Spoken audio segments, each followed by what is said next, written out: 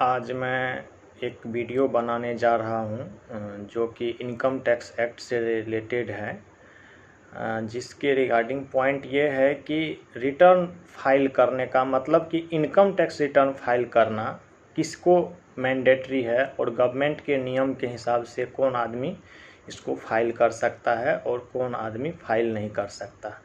तो general rule जो है मतलब एक्ट में इसको कहीं अभी डिफाइंड नहीं किया गया है, लेकिन as a practising prudence basis पे ये कह रहा है कि अगर आपके अकाउंट में या हैंड में अगर एक स्लैब रेट जो है उस फाइनेंशियल ईयर का रिगार्डिंग असेसमेंट ईयर उससे अगर ज़्यादा की रिसीट या उसके इक्विवेलेंट की रिसीट होती है तो आप माने जाते हैं कि आप एक इनकम टैक्स पेयर होंगे और आप अपना रिटर्न फाइल कीजिए, चाहे टैक्स बने चाहे नहीं बने। जनरली अभी तक में 2.5 लाख स्लैब रेट है और जो कि मतलब 5 लाख तक रिबेट है। तो इस चीज़ को तो डिफाइन किया गया है, वो तो आगे प्रैक्टिकल में दिख जाता है।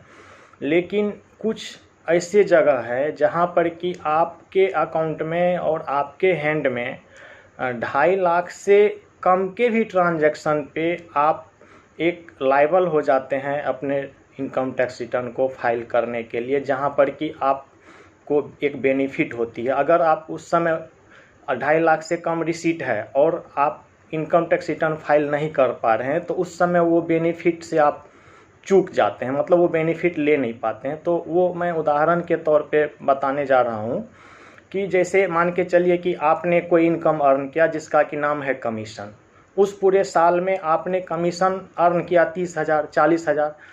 तो वहाँ पे क्या होता है कि मिनिमम जैसे 30,000 है, अगर आप किसी भी कमीशन से रिसीव कर रहे हैं हैंड में, अगर 30,000 से ज़्यादा या 30,000 के इक्विवेलेंट रिसीव कर गए तो वो जिसके हैंड से आ रहा है आपके पास कमीशन इनकम, वो आपका 10% रेट से टीडीएस काट लेगी।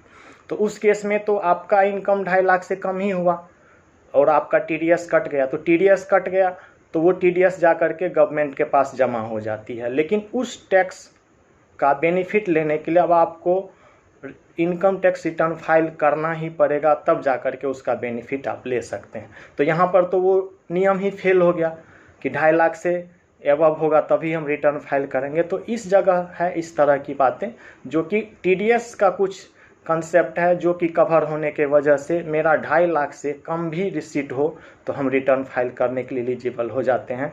जैसे कि एक प्रोफेशनल है, प्रोफेशनल कहीं अगर अपना फी रिसीट करता है, मान के चलिए कि सिंगल पेमेंट है 50,000 रुपये, तो उसका भी एक थ्रेश होल्ड लिमिट है जो 30,000 है कि 30,000 या 30,000 से इक्विवेलेंट अगर हम प्रोफेशनल फ़ी रिसीव करते हैं तो वहाँ भी एक सर्टेन रेट जो कि 10% है आपका डिडक्टर उससे टीडीएस काट करके जमा कर देगी। और वो प्रोफेशनल पूरे साल में 2.5 लाख से कम ही कमाए तो उस समय भी वहाँ पर उसके लिए फेल हो गया। अब तो वो रिटर्न फाइल करना उसके लिए मैंडेटरी होगा, क्योंकि जब तक वो रिटर्न फाइल नहीं करेगा तब तक वो जो टीडीएस कटा है उसका बेनिफिट उसको नहीं दिया जाएगा। तो ये कंसेप्ट हो गई। दूसरी बात है सैलरीड एम्प्लॉय के लिए क्या होता है कि अगर उसकी सैलरी पूरे साल में 2.5 लाख से ऊपर चली जाती है, मतलब अप टू 5 लाख रिबेट लेते हुए, तो वहाँ तक उसकी टीडीएस 0 हो जाती है, टीडीएस नहीं काटते हैं उसके एम्प्लॉयर। लेकिन अगर उससे ज़्यादा हो गया तो उस समय उसका एम्प्लॉयर जो रेट बनता है मतलब एज पर मैथमेटिकली कैलकुलेशन, वो रेट से उसका टीडीएस काट करके तब जा करके उसे फिर रिटर्न फाइल करके अपने टैक्स लायबिलिटी से वो एडजस्ट करता है।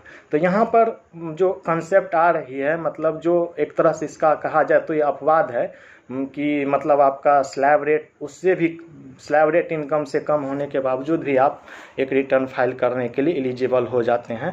तो इस चीज़ को ज़रा ध्यान रखिए और अगर आप अपने कटे हुए टीडीएस का बेनिफिट उठाना चाहते हैं तो उसके लिए आपको इनकम टैक्स रिटर्न फाइल जो कि 31 मार्च के बाद और मतलब डिसाइडेड रेट है 31 जुलाई 30 सितंबर, मतलब एज पर एलिजिबल एसएससी के अकॉर्डिंग वो डिफाइंड है, वो करना ही पड़ेगा। दूसरा कन्फ्यूजन दूर करना चाहता हूँ कि कुछ आदमी बोलते हैं कि नहीं मेरा रिटर्न फाइल हो गया, तो वो चीज़ आप कैसे समझेंगे कि मेरा रिटर्न फाइल हुआ या नहीं हुआ।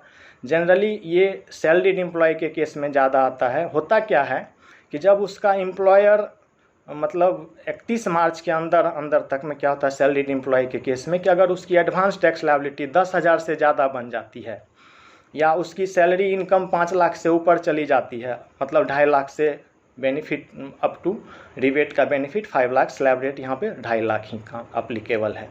तो वहाँ पर उसका जो मैथमेटिकली कैलकुलेशन रेट होता है तो वहाँ पे उनका TDS काटना शुरू कर देता है। और वो क्या करती है लास्ट में, सैलरी के केस में क्या होता है जनरली, आप क्वार्टरली TDS आपका जमा हो चाहे नहीं हो, लेकिन 31 मार्च के अंदर अंदर आपका TDS उस असेसमेंट ईयर के रिगार्डिंग जमा हो जाना चाहिए। तो कुछ सैलरीड एम्प्लॉय समझते हैं कि मेरा तो टैक्स यहाँ कट गया और मेरा टैक्स जमा हो गया तो हमने रिटर्न फाइल कर दिया। नहीं, ये अगर सोच रहे हैं आप तो ये गलत है।